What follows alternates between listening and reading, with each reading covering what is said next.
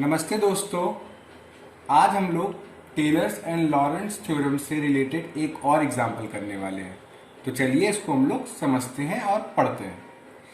Question क्या कह रहा है कि prove that the function sine c, यहाँ पे सी हमारा एक कांस्टेंट है, z plus 1/z can be expanded in a series of the type, ये दिया हुआ है।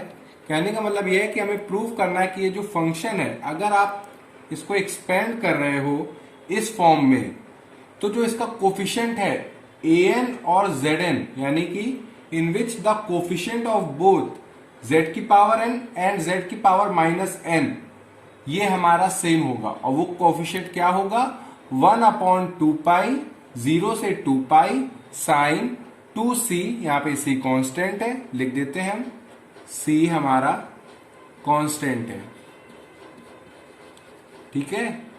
cos theta cos n theta d theta, यानी कि हमें ये जो फंक्शन है इसको अगर हम एक्सपेंड कर रहे हैं इस फॉर्म में, तो an और bn, जो z की पावर n और z की पावर -n के जो कोफिशिएंट है, ये सेम होंगे और ये होंगे। तो इसको हम लोग प्रूव करेंगे। तो चलिए स्टार्ट करते हैं। तो देखिए सॉल्यूशन,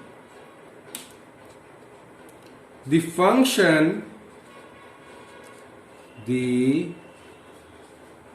function fz, यानी कि जो फंक्शन है इसको हमने नाम दे दिया fz, is equal to sine c z plus 1/z, ठीक है। ये फंक्शन दिया हुआ है, ये एनालिटिक है सिवाय एक पॉइंट को छोड़ के। और वो कौन सा पॉइंट है? वो पॉइंट है z इक्वल टू 0, यानी कि the function fz is analytic except at z equal to 0, that is, यानी कि हमारा फंक्शन fz हर जगह एनालिटिक है सिवाय एक पॉइंट को छोड़ के, और वो पॉइंट है ओरिजिन, यानी कि z इक्वल टू 0। आप देख सकते हैं यहाँ पे, यानी कि अगर ये फंक्शन अनडिफाइंड हो रहा है, एग्जिस्ट नहीं कर रहा है, तो कौन सा पॉइंट है? वो है z इक्वल टू 0। तो हम कह सकते हैं कि it is analytic in the annulus small r से mod z less than capital R। क्योंकि आप देख सकते हैं कि ये जो एक्सपेंशन हुआ है ये लॉरेंट्ज थ्योरम के अबाउट हुआ है, यानी कि लॉरेंट्ज फंक्शन के थ्रू हुआ है। तो हम लोग क्या यूज करने वाले हैं? लॉरेंट्ज थ्योरम। तो यानी कि हम मान के चल रहे हैं कि फंक्शन हमारा एक रिंग शेप्ड रीजन है,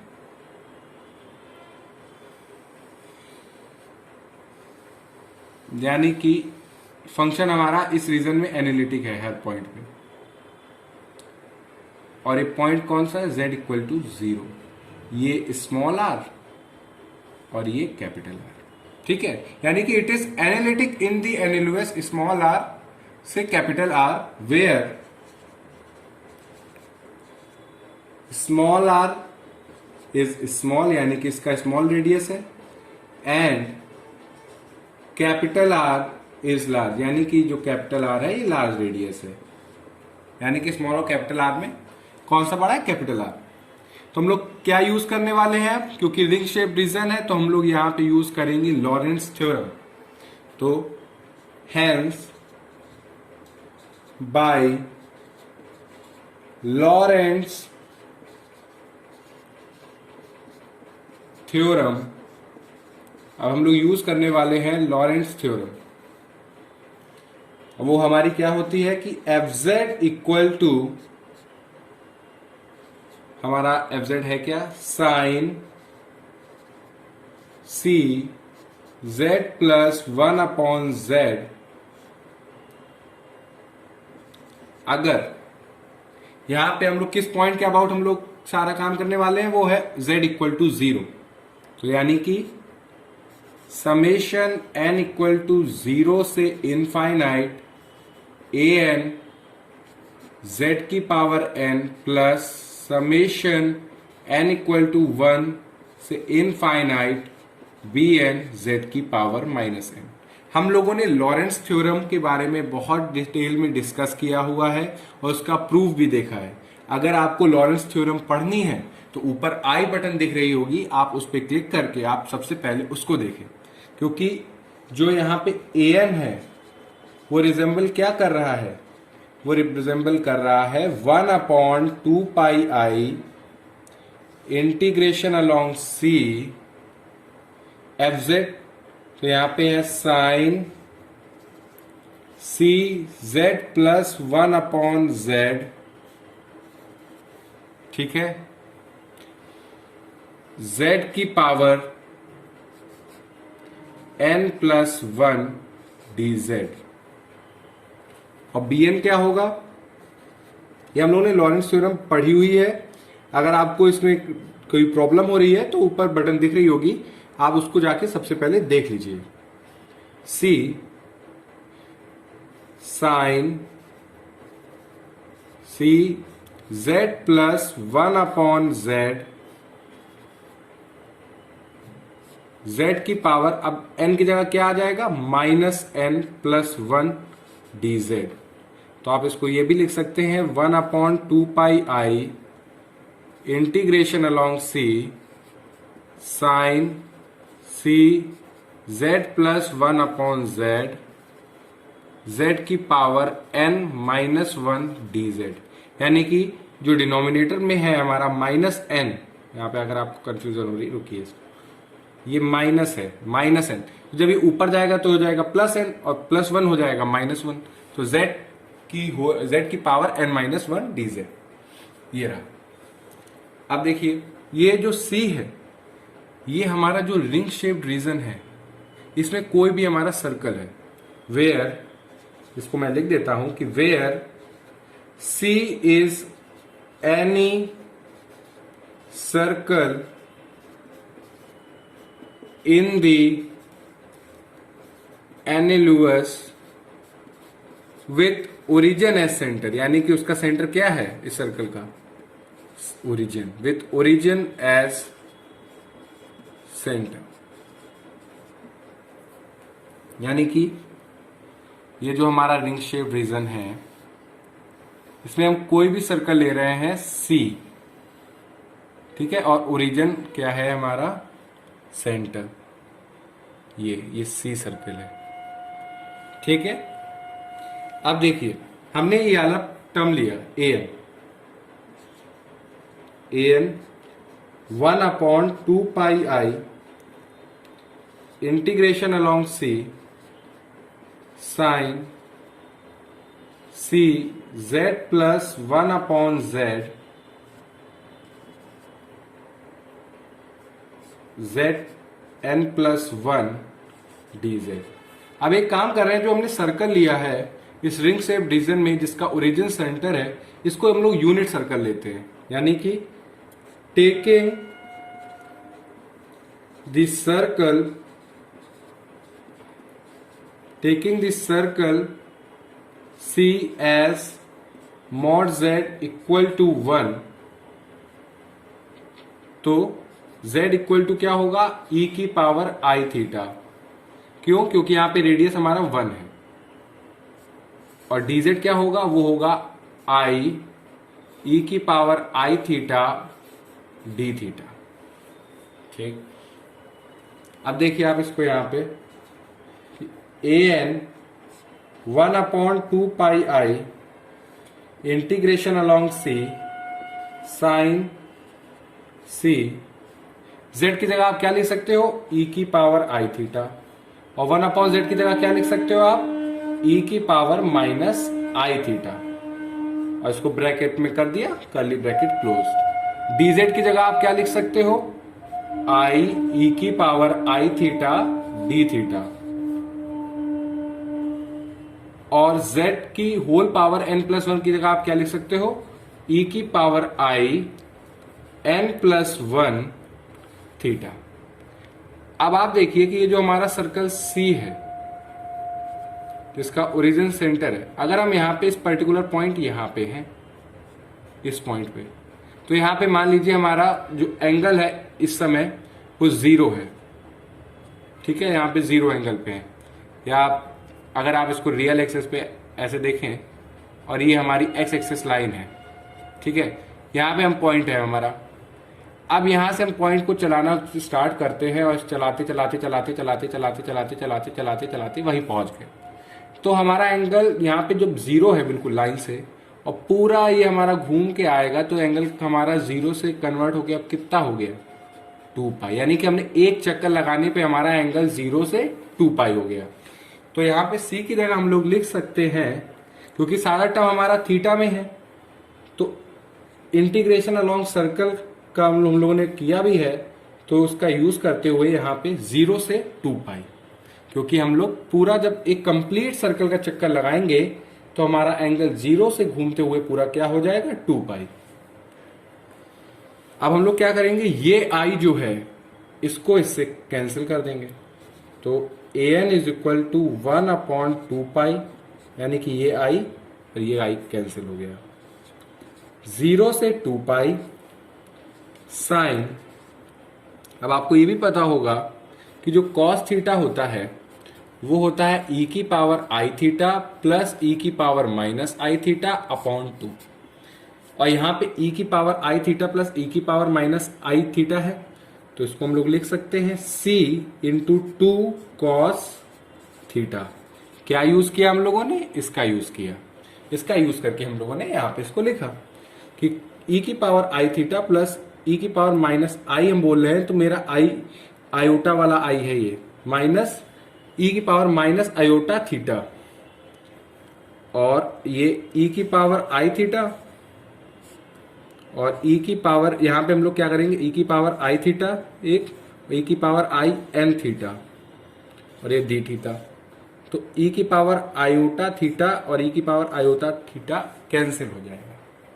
जब ये कैंसिल हो जाएगा तो हमारे पास आएगा an 1/2 पाई 0 से 2 पाई साइन c की जगह पहले हम लोग लिखेंगे 2c, यहां पे c हमारा कांस्टेंट है, cos थीटा e की पावर माइनस, क्योंकि अब ये डिनोमिनेटर का न्यूमरेटर में जा रहा है, तो minus iota n theta d theta, और इसको अब हम लोग ऐसे भी लिखेंगे an is equal to 1/2 pi 0 से 2 pi sine 2c cos theta cos n theta minus i, यहाँ पे iota sine n theta d theta, ठीक है। यानी कि इसको हम लोग और क्या लिख सकते हैं, an is equal to 1/2 pi 0 से 2 pi sine 2c cos theta cos n theta minus i upon 2 pi 0 से 2 pi sine 2c cos theta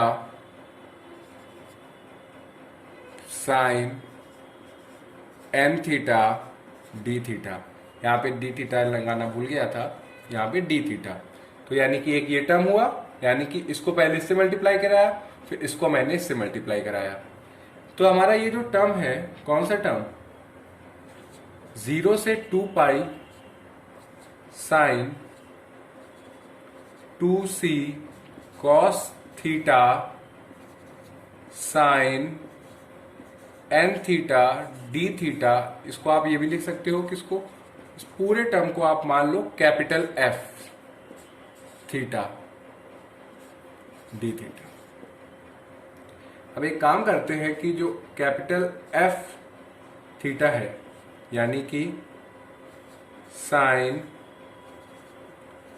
2c cos theta sine n theta d theta, यहाँ पे डी थीटा की कोई use नहीं है, हमारा सिर्फ ये कैपिटल F थीटा है। फिर हम लोग capital F 2 pi minus theta निकालते हैं, तो वो आएगा हमारा sine 2c cos 2 pi minus theta sine n, यहाँ पे स्पेस की थोड़ी सी वो हो रही है, यहाँ पे जो थीटा वाला पार्ट है वो यहाँ पे लिख देते हैं 2 पाई माइनस थीटा, आप कंफ्यूज ना हो। तो होगा क्या, आपने ये पढ़ा है कि जो साइन 2 पाई माइनस थीटा होता है वो होता है माइनस साइन थीटा, और जो कॉस 2 पाई माइनस थीटा होता है वो होता है हमारा कॉस थीटा। तो आप यहां पे अगर आप नोटिस करोगे तो ये sine 2c cos 2 pi minus theta, तो ये क्या लिख सकते हैं इसको, cos theta, cos 2 pi minus theta. और जो साइन है, यानी कि जो sine n 2 pi minus theta, तो आप देखोगे to sine 2 pi minus theta को लिखते हैं माइनस साइन थीटा, तो ये होगा minus sine 2c cos theta sine n theta. Minus क्यों आ गया, क्योंकि हम लोगों ने जब 2 पाई माइनस थीटा करेंगे तो आएगा माइनस साइन थीटा, इसलिए माइनस आ गया। तो यानी कि हम कह सकते हैं कि ये हुआ माइनस कैपिटल F थीटा। तो बाय डेफिनेट इंटीग्रल की प्रॉपर्टी अगर आप यूज करेंगे, बाय डेफिनेट इंटीग्रल की प्रॉपर्टी आप यूज करेंगे, बाय डेफिनेट इंटीग्रल की प्रॉपर्टी, ये जो हमारा इंटीग्रेशन है 0 से 2 pi capital F theta d theta, ये तो 0 हो गया, since capital F 2 pi minus theta is equal to minus F theta. Board छोटा है इसलिए मैं आपको ये ऊपर साइड का रब करके फिर कंटिन्यू करता हूं, ठीक है। तो जो ये हमारा जो an है, यहां पे ये वाला पार्ट तो हो गया 0, ये हो गया 0, 0 हुआ तो हम लोगों ने इसको प्रूव करके भी बताया कैसे 0 हुआ। तो हमारा जो an हुआ वो अब क्या हुआ, an हुआ 1/2 पाई, ठीक है, 0 से 2 pi sine 2c cos theta cos n theta d theta. यानी कि ये जो पार्ट था an का माइनस आयोटा अपॉन 2 पाई से लेके 0 से 2 pi capital F theta d theta, ये 0 हो गया, तो हमारे पास सिर्फ इतना बचा। अब आपका bn क्या होगा, अगर आपको bn ऑब्टेन करना है तो जहां जहां n है वहां पे आप माइनस n, यानी कि a की पावर माइनस n, तो यूज करते हैं हम लोग। अब जहां जहां an में जो n होगा वहां पे हम लोग सब्सटीट्यूट कर देंगे माइनस n, तो ये हो जाएगा 0 से 2 pi sine 2c cos theta cos minus n theta d theta. और आपको पता है कि जो कॉस है ये हमारा एक इवन फंक्शन है, तो ये हमारा अगर इवन फंक्शन है तो ये हमारा इस पे प्लस जो माइनस निकालेंगे तो कोई फर्क नहीं पड़ेगा। तो यानी कि 0 से 2 pi sine 2c cos theta cos n theta d theta, कोई फर्क नहीं पड़ेगा। यानी कि जो bn है वो किसके इक्वल आया, पूरा an के ही इक्वल आ गया, तो यानी कि जो bn है ये इक्वल हो गया an के। और यही हमें प्रूफ करना था कि जो कोफिशिएंट है z की पावर n और z की पावर माइनस n का वो सेम होगा, यही हमें प्रूफ करना था और ये हम लोगों ने प्रूफ कर दिया। So hence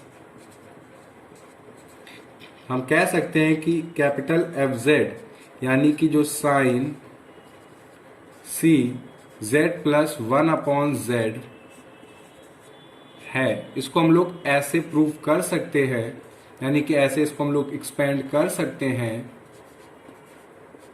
using लॉरेंट्ज theorem,